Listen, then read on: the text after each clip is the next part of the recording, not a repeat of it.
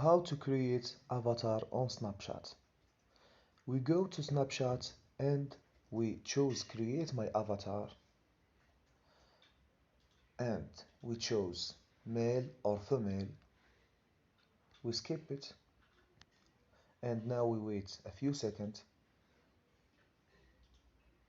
and we have an option of color. We can go to hair. We can add hair like that. We have this option. We can add a barb, eyes, or eyebrow, or nose.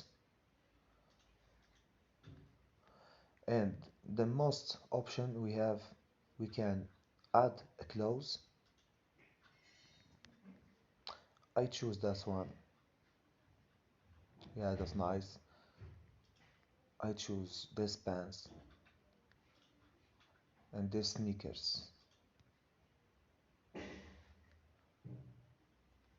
We click save, and now we create our personal avatar in a few steps.